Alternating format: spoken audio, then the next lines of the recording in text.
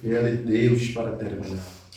Teu nome, Senhor, continuamente seja engrandecido, louvado e exaltado. Te louvamos, Senhor, pela presença de cada família que está neste lugar, pela presença de cada irmão que está neste lugar.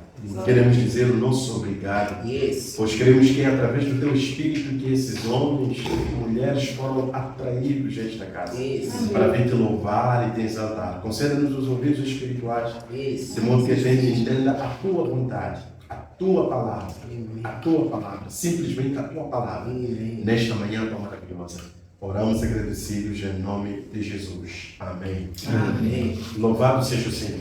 Eu cumprimento os irmãos na paz do nosso Senhor Jesus. Amém. Queremos agradecer a Cristo pela vida de cada um de vocês e ao mesmo tempo pela vida da liderança da igreja, da maneira como tem conduzido a igreja, no glória do Senhor. E ao mesmo tempo, louvo a Deus pela presença do meu irmão Samora, que está aí atrás, que Deus continua abençoando a sua vida abundantemente. É com maior satisfação tê-lo nesta casa, em nome de Jesus. Hoje nós vamos estudar a carta aos Romanos, capítulo do número 1. Vamos estudar a partir do versículo do número 14 até o versículo do número 17. Carta aos Romanos, capítulo do número 1. A partir do versículo do número 14 até o versículo do número 17. Repito, carta aos Romanos, capítulo do número 1, a partir do versículo do número 14 até o versículo do número 17. Assim diz a palavra do Senhor. Eu sou devedor tanto a gregos como a bárbaros, tanto a sábios como a ignorantes, de sorte que, quanto está em mim, estou pronto para vos anunciar o Evangelho, também a vós que estáis em Roma. Não me envergonho do Evangelho, pois é o poder de Deus para a salvação de todo aquele que crê, primeiro do judeu, depois do grego, pois nele se descobre ou se revela a justiça de Deus. De fé em fé, como está escrito, o justo viverá pela fé. O versículo do número 14 e o versículo do número 16 e 17 são versos chaves da nossa ministração, pelo que eu te peço que preste muita atenção no que o Senhor tem para falar conosco por meio da sua palavra. Eu sou devedor, versículo do número 14, diz: eu sou devedor, tanto a gregos como a bárbaros, tanto a sábios como a ignorantes. Versículo do número 16: não me envergonho do Evangelho, pois é o poder de Deus para a salvação de todo aquele que crê, primeiro do judeu, depois do grego, pois nele se descobre a justiça de Deus, de fé em fé.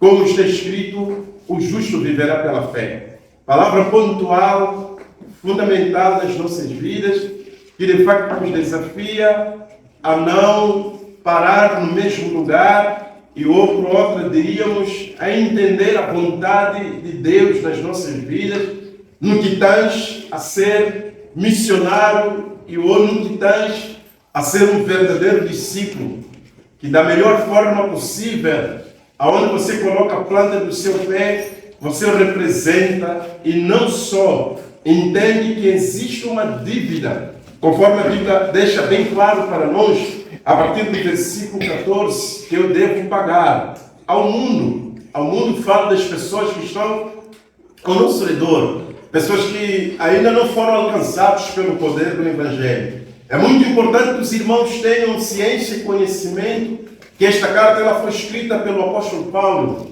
E a Bíblia fala que Paulo era antes dele visitar Roma, conforme nos é escrito aqui na palavra de Deus, quando ele diz no versículo do número 11, desejo ver-vos para vos compartilhar algum dom espiritual, a fim de que sejais fortalecidos. Isto é, para que convosco eu seja consolado pela fé mútua, assim vossa como minha. Não quero, porém, irmãos, que ignoreis que muitas das vezes me propus ir ter convosco, mas até agora tenho sido impedido para colher entre vós algum fruto, como também entre os demais gentios. É o que a Bíblia fala. Revela o desejo tão profundo que o apóstolo Paulo ele tinha de visitar a igreja de Roma, o que significa que ele endereça essa carta à igreja de Roma antes de visitá-la. E é entendido, à luz da palavra de Deus, que esta carta ela era composta tanto por gentios, assim como também por judeus. É entendida à luz da palavra de Deus que a igreja tinha essas duas alas, a ala dos gentios e a ala dos judeus, assim como também a Bíblia deixa bem claro que existia um certo número de escravos lá. Pelo que quando nós olhamos para a palavra de Deus, o apóstolo Paulo vai usar alguns termos que nos fazem entender. Por exemplo, o capítulo do número 1, o versículo do número 1, ele diz: Paulo, servo, ou por outras versões, escravo de Cristo Jesus, chamado para ser apóstolo, separado para o evangelho de Deus, né? A palavra servo aqui significa escravo, ou por outra, a língua grega dessa palavra é doulos. Quando nós olhamos para um servo, olhamos para um escravo, a Bíblia deixa bem claro que ele não tem a vontade própria, a não ser que cumpra a vontade do seu Senhor. Se ele é servo de alguém. A Bíblia fala que é servo de quem? De Cristo Jesus. Ele é chamado, algo que é fundamental, que precisamos de entender. O apóstolo Paulo tinha um chamamento que emanava dos céus. Pelo que a Bíblia fala, deixando bem claro, quando nós olhamos para Atos dos Apóstolos, capítulo do número 9, a Bíblia fala acerca da conversão do apóstolo Paulo e ou do Saulo, conforme a Bíblia ela relata para nós, e que foi ter com um homem chamado Ananias. E a mensagem foi clara quando o Senhor disse para Ananias, não Ananias, esposo da Safira, mas Ananias, que estamos a falar dele, era um servo temente a Deus, que tinha ouvidos antenados para entender qual é a vontade de Deus e ao mesmo tempo a orientação do Deus Todo-Poderoso. O Senhor disse o seguinte: olha, esse homem chamado Saulo para mim é um servo, é um servo separado para anunciar o Evangelho, não só o Evangelho para os seus irmãos que eram israelitas. A Bíblia fala que também foi separado para anunciar o Evangelho aos gentios, aos reis, conforme está escrito no capítulo do número 9. E numa certa feita, a Bíblia fala que Paulo estava perante ao rei Agripa,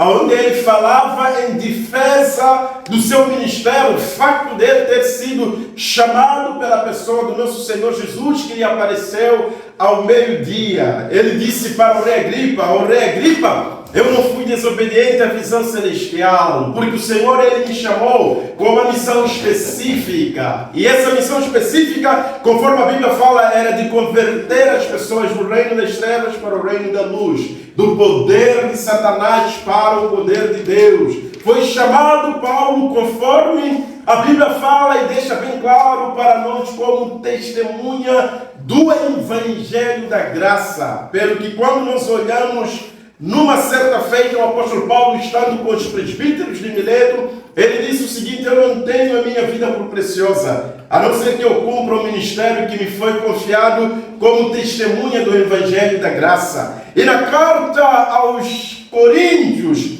capítulo do número 1, primeira carta aos Coríntios, capítulo do número 1, assim como também capítulo do número 2, Paulo ele vai ratificar dizendo o seguinte: olha, quando eu fui ter convosco, não usei palavras de filosofia e não só de persuasão humana, mas quando eu fui ter convosco, as minhas palavras consistiram na demonstração do poder de Deus. Na demonstração do poder de Deus, na demonstração da sabedoria de Deus. E é uma das coisas que nós vamos falar aqui, conforme a Bíblia fala, que se os judeus, os membros do Sinédrio, os fariseus, pudessem entender com maior profundidade quem era o Cristo que foi levado à cruz do Calvário, a Bíblia fala dizendo o seguinte: não teriam crucificado o Senhor da glória, mas aprova o Senhor segundo o o seu beneplácito, segundo a sua soberania, que a sabedoria de Deus, o poder de Deus, que é a pessoa do nosso Senhor Jesus, ele fosse crucificado na cruz do Calvário. Pelo que o apóstolo Paulo fala, eu fui chamado para anunciar que a esse, aqueles judeus, e os fariseus o crucificaram, o Senhor o fez Deus, e não só o Senhor, Deus e Pai, o fez o Senhor, para que no nome de Cristo, conforme a Bíblia fala, toda língua confesse, todo joelho se dobre e declare que Jesus Cristo é o Senhor para a glória de Deus e Pai. É importante que haja um entendimento tão profundo no nosso meio, quem te chamou. E que esse chamamento, conforme a Bíblia fala, ele não emana da terra, emana dos céus. E o apóstolo Paulo, ele declara, e é enfático na fala dele, quando diz o seguinte, chamado para ser apóstolo. Na carta aos Coríntios, ele diz o seguinte, a mim o Senhor me apareceu como um abortivo. Um abortivo é aquele que é nascido fora do tempo, é aquele que não era até digno de ser chamado apóstolo. Pois a Bíblia fala que ele perseguiu a igreja do Senhor. No entanto, o apóstolo Paulo fala que eu, ainda que seja um abortivo, alguém que é nascido fora do tempo, eu preguei muito, anunciei o evangelho, eu trabalhei muito comparativamente com os outros, não eu, mas o Senhor. Pelo que ele diz o seguinte, eu fui separado para o evangelho de Deus, o evangelho que são as boas novas, o evangelho que é o poder de Deus, o evangelho que nele se revela a pessoa do nosso Senhor Jesus, a pessoa do nosso Senhor Jesus, conforme eu estava dizendo, a sabedoria de Deus, a pessoa do nosso Senhor Jesus, conforme eu estava dizendo, poder de Deus, a pessoa do nosso Senhor Jesus, conforme eu estava dizendo, glória de Deus, conforme a Bíblia fala, ele é o resplendor da glória de Deus, ele sustenta todas as coisas pelo poder da sua palavra. Na carta aos Hebreus, capítulo do número 1, versículo do número 3, a Bíblia deixa bem claro, ele é o resplendor da glória de Deus, ele sustenta todas as coisas com o poder da sua palavra. Há uma grande confusão quando nós falamos acerca do poder de Deus. Muitas das vezes as pessoas elas olham para a questão do poder de Deus como a manifestação dos milagres, como a manifestação do dom da cura, ou dons da cura, conforme a Bíblia fala. Não que isso seja errado, é verdade. Mas a Bíblia ela vai um pouco mais além para deixar bem claro para cada um de nós quem é o poder de Deus. Quando a Bíblia fala, eu não me envergonho do Evangelho, pois o Evangelho é o poder de Deus. É esse poder de Deus que eu e você precisamos de ter conhecimento. E como é que ele se manifesta nas nossas vidas? A Bíblia fala que este poder de Deus é para a salvação de todo aquele que crê. Amém. E sendo para a salvação de todo aquele que crê, pressupõe-se à luz da palavra de Deus que esse poder de Deus é a pessoa do nosso Senhor Jesus. Não é um poder de milagres, porque crendo no milagres eu não vou ser salvo. Crendo na cura eu não vou ser salvo. Uma coisa é você crer no milagre, que eu serei levantado pelo poder de Deus. Uma coisa é você crer na cura, que eu serei sarado da doença que me apoquenta. Uma coisa é crer no poder de Deus para a salvação. Daí que é importante que a gente entenda qual é esse poder de Deus. A Bíblia fala que o poder de Deus é a pessoa do nosso Senhor Jesus. Crendo em Cristo Jesus será salvo. Daí que Paulo, entre outros apóstolos, deixaram bem claro dizendo o seguinte, olha, creia no Senhor, será salvo tu e a tua casa. Vendo que a Bíblia fala em João capítulo do número 3, versículo número 16. Porque Deus amou o mundo de tal maneira que deu seu Filho unigênito, para que todo aquele que nele crê não pereça, mas tenha a vida eterna. Crê em Cristo, que é o poder de Deus. O porquê que Cristo ele é considerado o poder de Deus? A Bíblia fala em João, ou em Evangelho segundo São João, capítulo número 1. A partir do versículo número 1, a Bíblia fala que no princípio era o Verbo. E o verbo estava com Deus e o verbo era Deus. Versículo número 14. O verbo que na eternidade estava com Deus. A Bíblia fala que o verbo que era Deus. Versículo do número 14, a Bíblia diz o seguinte: o verbo se fez carne. E a encarnação, queridos irmãos, revela a manifestação do poder de Deus. Entre ser o verbo eterno que estava com Deus, que conhece Deus, que conhece as exigências de Deus, que conhece o caráter de Deus, que poderia cumprir na totalidade os 10 mandamentos. Amém. E entre outras exigências da lei moral e cerimonial, que nenhum homem, conforme a Bíblia fala, poderia cumpri-lo. E esse verbo, pelo poder eterno do Senhor, se fez carne. E quando se faz carne, a Bíblia fala que era necessário, mister, que esse verbo fosse semelhante aos seus irmãos. Aos seus irmãos falando de nós. Ou porque é impossível, conforme a Bíblia fala, na carta aos Hebreus, que sangue de touros, sangue de bodes retira os pecados. Mas era necessário um semelhante aos seus irmãos. E essa semelhança atrela-se em participar da carne e sangue.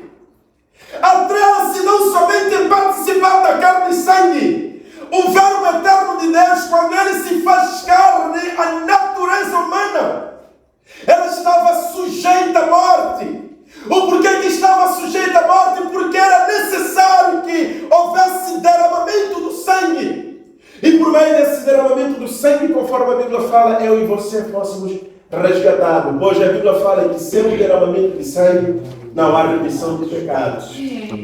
Por isso Jesus não deveria se apresentar à humanidade como um anjo, mas ele tinha que ser semelhante a si. E o porquê da semelhança de Cristo? Ele ser semelhante a mim e a você, porque a Bíblia fala que ele pode condoer-se dos seus pecados e ou pode condoer-se das suas fraquezas.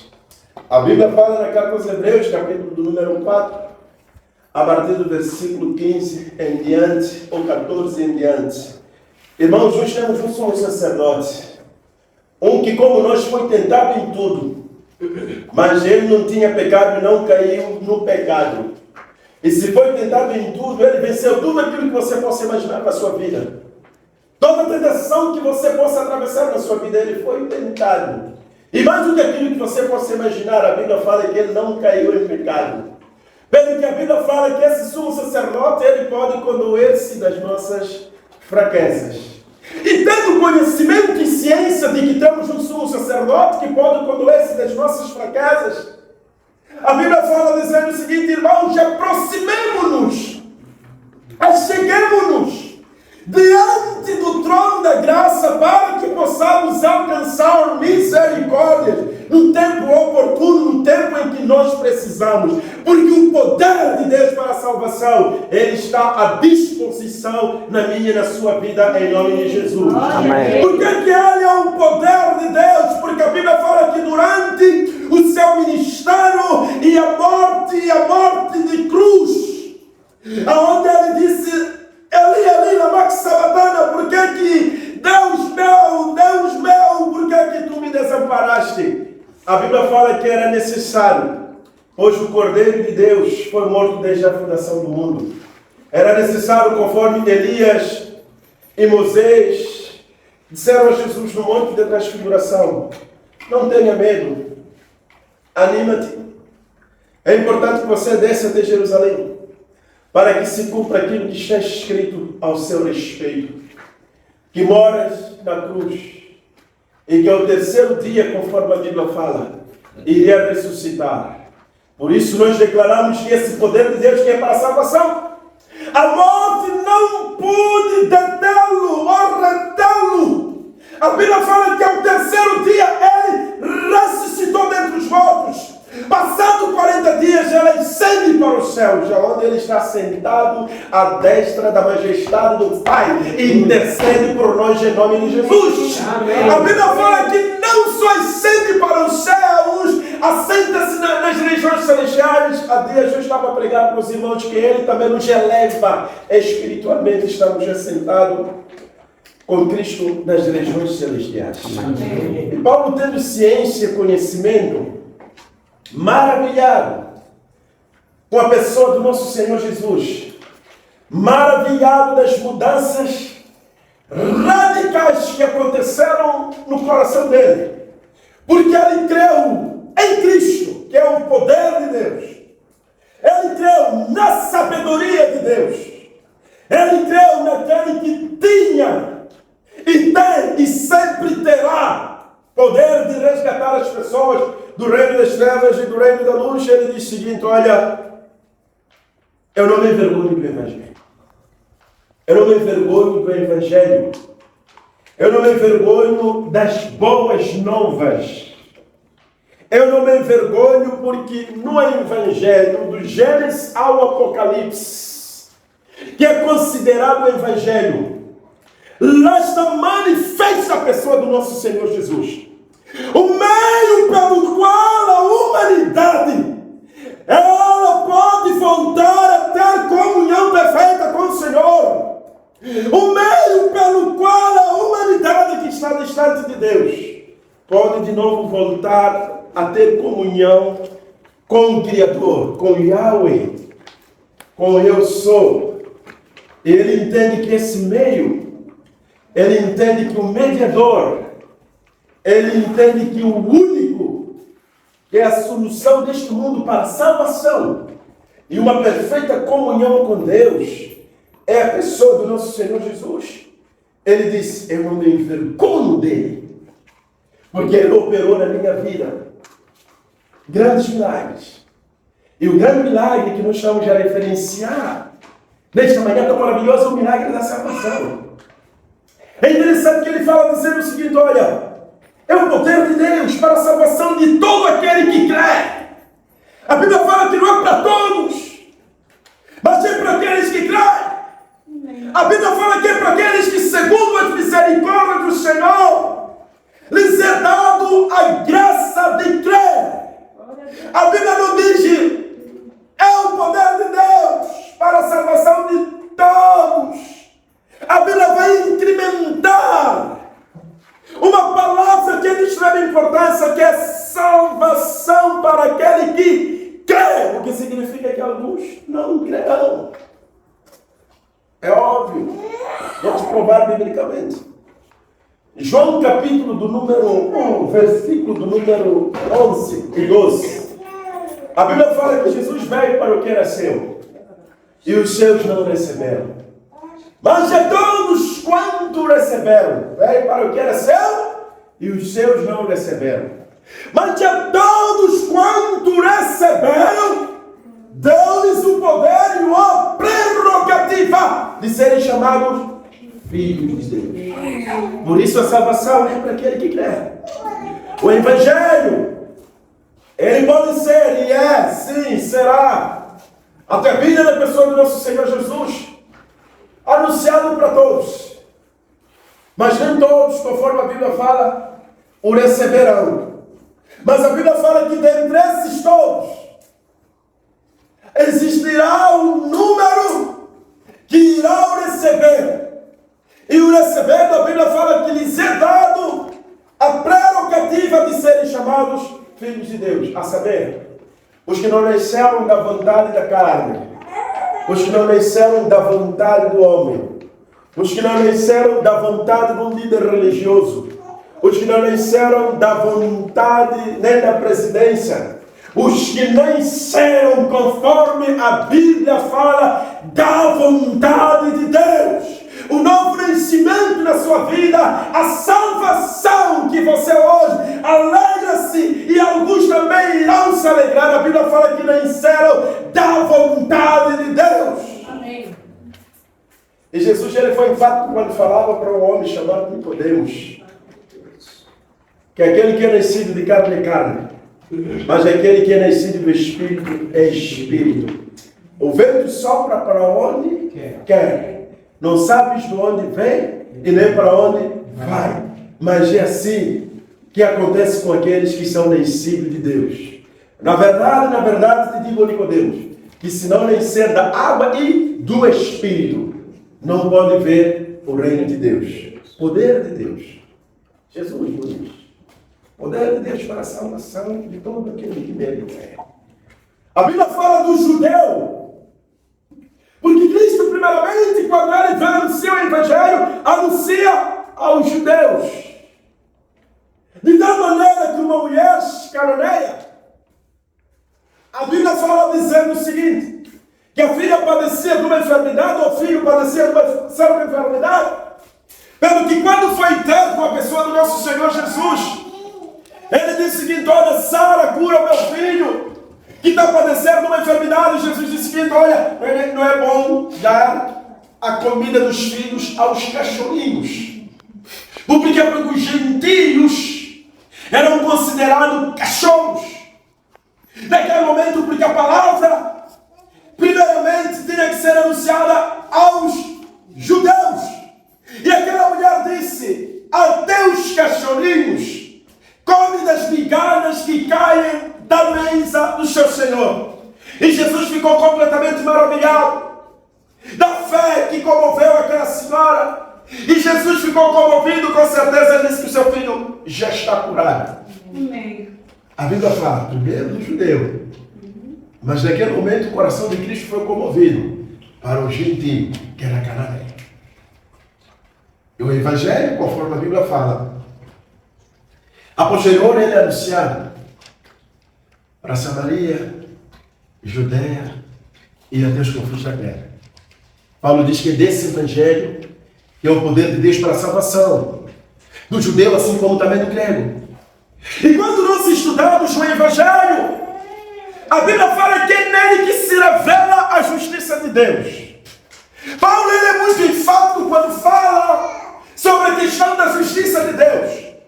A justiça de Deus que nos é apresentado nesse Evangelho, a Bíblia fala que é Cristo. Cristo é a justiça de Deus. O porquê que Paulo ele fala que Cristo é a justiça de Deus? Porque Cristo estava com Deus e era Deus, conhecia e conhece o coração de Deus, as exigências do Deus e Pai, para que o homem de novo volta a ter comunhão com Deus. Era necessário que a justiça de Deus, que é Cristo, fosse manifesta para que eu e você voltemos a ter comunhão com Deus. Preste atenção nisso que eu vou falar aqui. É extremamente fundamental. Deus, após o homem ter caído no pecado, e o próprio homem ofendeu completamente a Deus.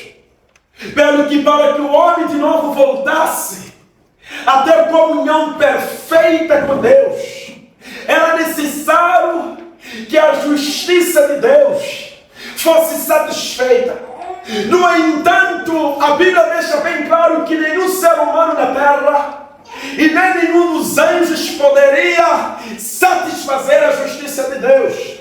Pelo que foi importante e necessário que o Verbo de Deus, que estava com Deus, que conhecia o coração de Deus, que conhecia as exigências de Deus, fosse encarnado, viesse aqui na terra, morresse na cruz. Naquela cruz, quando a Bíblia fala que Jesus estava crucificado, e ele disse, ali na Maxabatana, naquele momento, irmãos em Cristo Jesus, algo tremendo estava a acontecer. Cristo estava a satisfazer a justiça de Deus. Por isso, Jesus, ele é chamado hoje a nossa propiciação. Propiciação, a oferta que é dada a Deus para satisfazer a justiça de Deus. Satisfazer a justiça de Deus. A placa desvia a ira de Deus de nós. Daí que Jesus, quando ele estava no Monte das Oliveiras, a Bíblia fala que era de costume. Ele foi com os 3 discípulos, João, Tiago e Pedro. Ele disse que permaneçam, oram para que não entre em tentação. Há uma versão em Lucas que diz o seguinte: Jesus distanciou-se um bocado dos discípulos. No Monte das Oliveiras, ele orou. E a oração foi essa: Pai, se queres ou se quiseres, passa passa de mim este cálice. Contudo, não seja feita a minha vontade, mas a sua vontade. Qual é o cálice que Jesus ele deveria beber? Qual é o cálice que iria recair sobre a pessoa do nosso Senhor Jesus? A Bíblia fala que é a ira de Deus, que deveria ser descarregada para mim e para você, naquela cruz, foi descarregada para a pessoa do nosso Senhor Jesus. Por isso essa declaração de que Cristo é a nossa propiciação. Propiciação é o sacrifício. Ele é o sacrifício que foi dado a Deus. E Deus ficou satisfeito. Deus ficou alegre. Porque o sacrifício de Jesus é perfeito. O sacrifício de Jesus é sem mancha. Ele ficou alegre. Deus, ao ficar alegre, Ele desvia a ira que deveria recair sobre mim, recai sobre a pessoa do nosso Senhor Jesus. E porque naquela cruz, a Bíblia fala que Ele se fez pecado. O Pai, Ele virou as costas para que se cumprisse. E Jesus, Ele tinha certeza, mas uma certeza que era por um tempo. Ia descer para as partes mais baixas da terra, aonde a Bíblia fala que Ele foi pregado pelos espíritos insistentes lá. Mas a terra não deteve a pessoa do nosso Senhor Jesus. Pelo que no terceiro dia, a Bíblia fala que Ele ressuscitou. Por isso Paulo é enfático quando diz o seguinte, na carta aos Filipenses, capítulo número 2, a partir do versículo número 5, de sorte, irmãos, que haja em vós o mesmo sentimento que houve em Cristo Jesus, que sendo Deus, entenda, sendo Deus, verbo eterno, que entende o coração de Deus, não teve por usurpação ser igual a Deus. Antes esvaziou-se a si mesmo. Tomou a forma do homem. Foi obediente. Obediente até a morte. Morte de cruz. Pelo que Deus, após ter encarnado o seu Filho, após ter humilhado o seu Filho, após ele ter passado na cruz, a Bíblia fala, após ter descido para as partes mais baixas da terra, Deus Todo-Poderoso exalta o seu Filho, lhe dá um nome que está acima de todo nome, que somente no nome de Jesus nós podemos alcançar a salvação, nós podemos alcançar a libertação. Paulo diz o seguinte, olha, descobrimos isso no Evangelho. De Gênesis a Apocalipse nos é revelada a justiça de Deus. De Gênesis ao Apocalipse está claro que o Salvador é Jesus. De Gênesis ao Apocalipse está claro que a salvação não vem do shintoísmo, budismo, nem hinduísmo, nem islamismo. A salvação só é em Cristo Jesus. Se tu tiras essa justiça e o mediador do Evangelho, que é Cristo Jesus, o cristianismo vira qualquer religião. Por isso, Tomé lhe disse, mostra-nos o caminho. E Jesus lhe disse, eu estou convosco há muito tempo. Eu sou o caminho, a verdade e a vida. Ninguém vai ao Pai a não ser por mim. Não são os nossos antepassados que irão nos levar ao Pai. Nenhuma outra religião que irá nos levar ao Pai. Nenhum outro profeta. Nenhum outro, digamos assim, alguém que é conhecido pelos seus feitos, irá nos levar a Cristo. Ou seja, Deus. A Bíblia fala que o único, que é a justiça de Deus, que morreu na cruz do Calvário, e que pode nos levar ao Deus e Pai, é a pessoa do nosso Senhor Jesus. A Bíblia fala é de fé em fé. O porquê, gente? O porquê de fé em fé? Eu não estava lá quando Cristo ele foi crucificado. Estava lá um certo grupo. Mas também aquele grupo teve que ter fé que Jesus é o Filho de Deus. Jesus é o Messias, o Salvador da humanidade. Hoje, quando nós estamos no século XXI, em 2025, olhamos para aquilo que aconteceu há quase 2000 anos atrás lá. E acreditamos sim, esse é o Salvador da humanidade. Aqueles que estavam lá no início, olhavam para aquilo que ia acontecer daqui a um determinado tempo. Por isso eles faziam sacrifício, acreditando que haveria e virá o Salvador da humanidade, que é Cristo Jesus. Daí que a Bíblia fala de fé em fé. Pois está escrito, justo viverá pela fé. Paulo, tendo entendimento e ciência do que nós estamos a falar aqui, ele diz o seguinte no versículo número 14. Eu sou devedor, tanto a gregos, assim como também a bárbaros. O termo devedor, o apóstolo pode trazer, dizer o seguinte: olha, irmã, você tem uma dívida por pagar as pessoas. Pastor, eu não devo a ninguém. Pastor, a Bíblia, ela fala e deixa bem claro que não deves nada ao próximo a não ser o que? O amor. Mas a Bíblia fala que você tem a dívida de apresentar o poder de Deus para as pessoas. Qual é o poder de Deus? Jesus para a salvação. Paulo, ele vai um pouco mais a fundo. Paulo, ele vai um pouco mais a fundo. Quando ele diz o seguinte: olha, a dívida que você tem é para gregos, não só para gregos, assim como também para bárbaros. Ou porque o mundo naquela altura era dividido por duas classes: classe de civilizados e não civilizados, ou por outras, escolarizados e não escolarizados. Alguns que se achavam donos da ciência, filósofos, entre outros. Alguns que simplesmente não tinham uma certa formação. Paulo, ele diz o seguinte: olha, eu devo pagar a dívida a esses. Eu devo apresentar a Jesus. E apresentar Jesus a essas pessoas. As que têm um conhecimento da verdade em termos de ciência, as que as pessoas não têm o conhecimento da ciência. Eu tenho uma dívida por pagar. E na carta aos Coríntios, o apóstolo Paulo diz o seguinte: ai de mim, se não anunciar o Evangelho, me é imposta essa obrigação. Se eu faço de boa mente, te repreendo.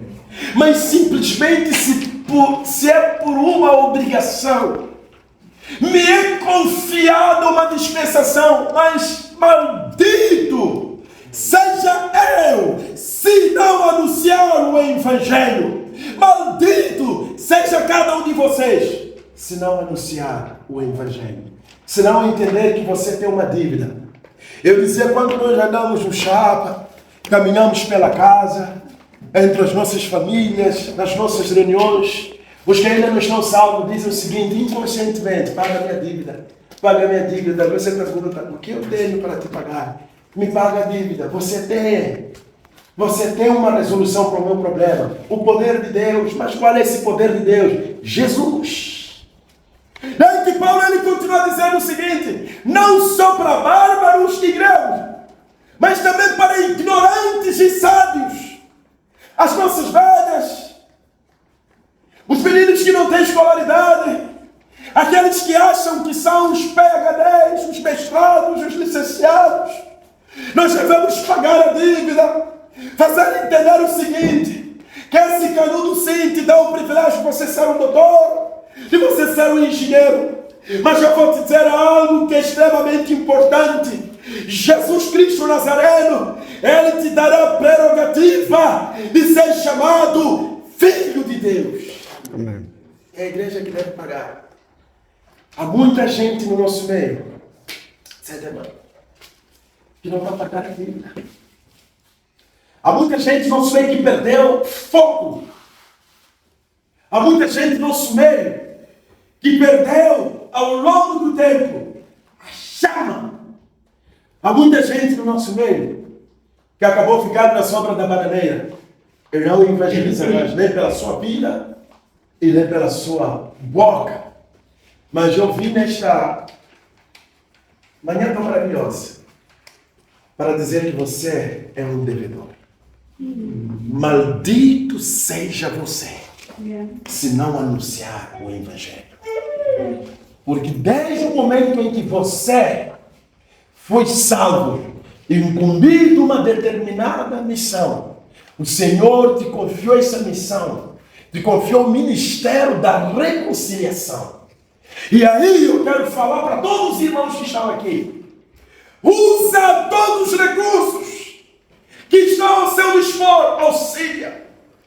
Usa todas as tecnologias possíveis para anunciar o Evangelho, para anunciar Cristo, para anunciar o poder de Deus, que é a salvação daquele que nele crê. Ficamos com maior tristeza, porque alguns dos recursos que o Senhor nos deu não usam para a glória de Deus. Alguns dos recursos ou tecnologias que hoje usam, tablets, iPhones e entre outros, você vai perceber que existe lá. É algo de vergonha, que não glorifica o Senhor. Eu quero deixar um challenge para si. Você não tem ideia, eu falo isso porque pratico. Você não tem ideia da sua vida, quem visualiza os seus status. Quem talvez já espera como homem de Deus, como uma mulher de Deus, que vai trazer algo edificante, mas o que encontra lá é algo que destrói. Você não está pagando a dívida. Eu não estou a dizer que não podemos postar outras coisas seculares. Mas eu estou a dizer o seguinte, que é um meio que talvez você não consiga alcançar quem está no Brasil. Quem está, suponhamos, por exemplo, na China. Mas se alguém tem como e acessa os seus status entre outras redes sociais, alguém que visualiza ali e é edificado. Alguém que é impactado. Usa todos os recursos que você tem. A tecnologia que está ao nosso dispor para anunciar Cristo, para impactar vidas, para pagar a dívida, para a glória de Deus. Seja ignorante, eu estou pagando assim. Seja sábio, eu estou pagando assim. Seja civilizado ou não, eu estou pagando a dívida. Porque aí me ensinou a anunciar o Evangelho. Nem mostra essa obrigação.